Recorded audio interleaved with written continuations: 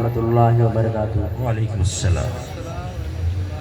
نحمده ونصلي على رسوله الكريم، أما بعد، فقد قال الله تبارك وتعالى في القرآن المجيد والفرقان الحميد: أعوذ بالله من الشيطان الرجيم، بسم الله الرحمن الرحيم، ذلك الكتاب لا ريب فيه هدى للمتقين، وقال النبي صلى الله عليه وسلم: خيركم من تعلم القرآن وعلمه۔ خدا کی روشن کتاب لے کر مٹاؤ دنیا کی ظلمتوں کو، خدا کی روشن کتاب لے کر مٹاؤ دنیا کی ظلمتوں کو، پڑھاؤ ایمان کا اجالا، زمانہ طالب ہے روشنی کا، الہی رونق اسلام کے سامان پیدا کر، دلوں میں مومنوں کے الفت قرآن پیدا کر۔ صدر محترم، اسٹیج پر رونق افروز علماء کرام، بزرگان دین اور حاضرین جلسہ، آج کی اس محفل اور بابرکت اجلاس میں میرا موضوع سخن دنیا کی سب سے پاکیزہ اور مقدس کتاب قرآن پاک ہے۔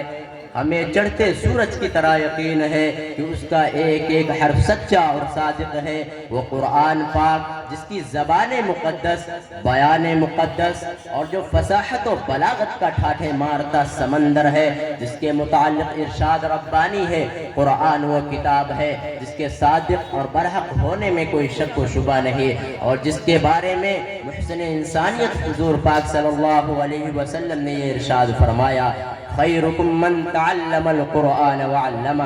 تم میں سب سے بہتر وہ شخص ہے جو قرآن سیکھے اور سکھائے۔ دعا کیجئے خداوند قدوس ہم سب کو قرآن پاک کی دولت سے مالا مال فرمائے۔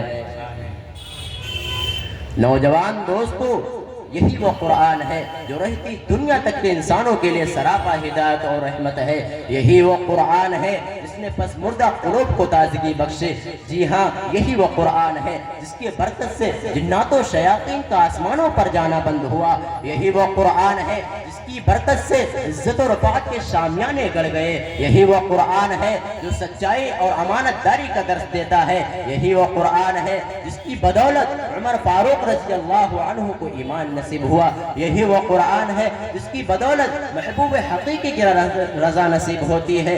یہی وہ قرآن ہے جس کی نظیر پیش کرنے سے ساری دنیا عاجز و قاصر رہی۔ یہی وہ قرآن ہے جس کا مثل پیش کرنے سے عرب کے فصیح و بلیغ زبان دانی کا دعویٰ کرنے والوں نے گھٹنے ٹیک دیے۔ یہی وہ قرآن ہے جس کی حفاظت کا وعدہ خود خالق کائنات نے فرمایا۔ یہی وہ قرآن ہے جس نے ضلالت و گمراہی کے دلدل میں پھنسی ہوئی انسانیت کو رشد و ہدایت کا پیغام سنایا۔ یہی وہ قرآن ہے جس کی تلاوت میں دلوں کے واسطے فرحت و بشاشت کا سامان ہے۔ یہی وہ قرآن ہے جس نے ذہنی قوتوں کو جلا بخشا۔ یہی وہ قرآن ہے جس کی برکت سے اجڑے چمن میں بہار پیدا ہوئی۔ محترم حضرات، آج کے اس دور میں حفظ کلام پاک کو فضول کام سمجھا جاتا ہے، اس کے الفاظ رٹنے کو حماقت بدلایا جاتا ہے، کہا جاتا ہے کہ اس کا رٹنا اور بے سمجھے پڑھنا بے سود ہے۔ افسوس صد افسوس، اس قرآن پاک کے بارے میں ہمارا یہ خیال ہے کہ جس کے بارے میں شہنشاہ بطحا جناب محمد رسول اللہ صلی اللہ علیہ وسلم نے ارشاد فرمایا: اقرأ وارتقي ورتل كما كنت ترتل في الدنيا فإن منزلك عند آخر آية تقرأها۔ قیامت کے دن حافظ قرآن سے کہا جائے گا قرآن پڑھتا جا اور جنت کے درجوں پر چڑھتا جا، اور ٹھہر ٹھہر کر پڑھ، جیسا کہ تو دنیا میں ٹھہر ٹھہر کر پڑھا کرتا تھا۔ بس تیرا مقام اور ٹھکانہ وہی ہے جہاں آخری آیت پر پہنچے۔ یاد رکھو، یہ قرآن دنیا کی سب سے بڑی نعمت ہے۔ یہ زمین و آسمان، چاند، سورج اور ستارے کوئی اس نعمت کا مقابلہ نہیں کر سکتے۔ یہ قرآن رب کائنات کا مقدس اور عظیم کلام ہے، اور کیوں نہ ہو جبکہ اس کا اتارنے والا خود خالق امین، جس کے ذریعہ اتارا گیا وہ بھی روح الامین، جس ذات پر نازل ہوا وہ بھی صادق الامین، جس مقام پر نازل ہوا وہ بھی بلد الامین، جس مہینے میں نازل ہوا وہ تمام مہینوں سے افضل، اور جس رات میں نازل ہوا وہ 1000 مہینوں سے بہتر ہے۔ اللہ کا یہ مقدس اور پاکیزہ کلام تمام کلاموں سے افضل اور برتر ہے۔ حدیث پاک میں آتا ہے فضل کلام اللہ علی سائر الکلام کفضل اللہ علی خلقہ، اللہ کے کلاموں کو سب کلاموں پر ایسی ہی فضیلت ہے جیسی کہ خود حق تعالی شانہ کو تمام مخلوق پر۔ اللہ کا دلارا اور خدا کا پیارا نبی ارشاد فرماتا ہے کہ جس نے قرآن پڑھا اور اس پر عمل کیا تو اس کے والدین کو کل قیامت کے دن سورج سے بھی زیادہ روشن تاج پہنایا جائے گا۔ غور کرنے کا مقام ہے کہ جب اس کے والدین کو اس گرا قدر انعام سے نوازا جائے گا تو خود پڑھنے والے کا مقام اور مرتبہ کیا ہوگا۔ حضرات، قیامت کا میدان اور ایسے 10 آدمی جن کے لیے جہنم واجب ہو چکی ہوگی، حافظ قرآن اپنے رب کے بارگاہ میں سفارش کرے گا، پروردگار عالم اس کی سفارش کو قبول کریں گے اور ان کو اس حافظ قرآن کی برکت سے نجات عطا ہوگی۔ محترم دوستو، قرآن اور صاحب قرآن یہ دو علیحدہ موضوع ہے۔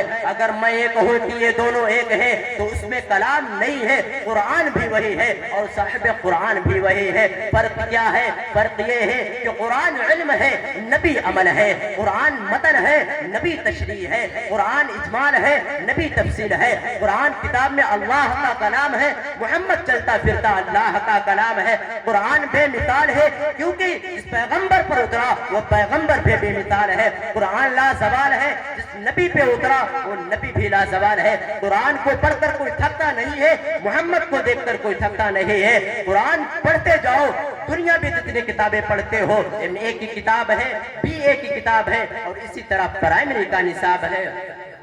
ایک آدمی کہتا ہے میں یہ 3ری جماعت کی کتاب میں نے پڑھی ہوئی ہے، ایک آدمی کہتا ہے نہیں حضور کی سیرت کی کتاب پڑھو، ایک دوسرا کہتا ہے نہیں یہ جغرافیہ کی کتاب پڑھو، تیسرا کہتا ہے نہیں میں تاریخ اسلام پڑھتا ہوں، چوتھا کہتا ہے نہیں میں نے تو ایک کتاب پڑھ رکھی ہے۔ ایک کتاب کو تو پڑھتا ہے، دوسری دفعہ ایک کتاب کو تو پڑھتا ہے، ایک کتاب کو تو پڑھتا ہے، دوسری مرتبہ تیرا جی نہیں چاہتا، 2 مرتبہ پڑھتا ہے، تیسری دفعہ اسے لائبریری میں بند کر دیتا ہے، تو لائبریری جاتا ہے، کرایہ خرچ کرتا ہے اور کہتا ہے مجھے ایک کتاب چاہیے، جب تو اس کو پڑھ لیتا ہے اس کو واپس کر دیتا ہے، تیرا جی نہیں چاہتا، دنیا کی کوئی کتاب کو دوبارہ نہیں پڑھتا، 6 بار نہیں پڑھتا، لیکن ایک ہی ایسی کتاب ہے جس کی پہلی مرتبہ بھی وہی مزہ، دوسری مرتبہ بھی وہی مزہ، تیسری مرتبہ بھی وہی مزہ، 40 مرتبہ پڑھے پھر بھی مزہ وہی، ایک رات میں پڑھ لے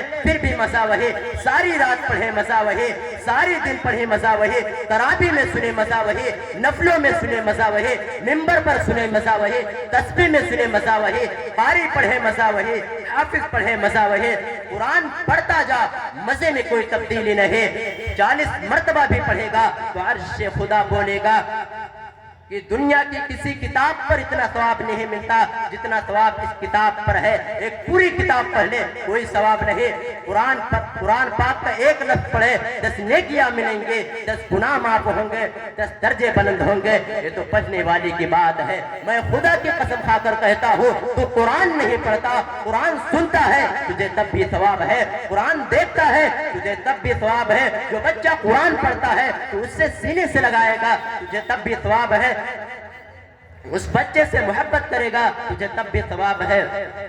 محترم حضرات، اگر ہم وآخر دعوانا الحمدللہ رب العالمین۔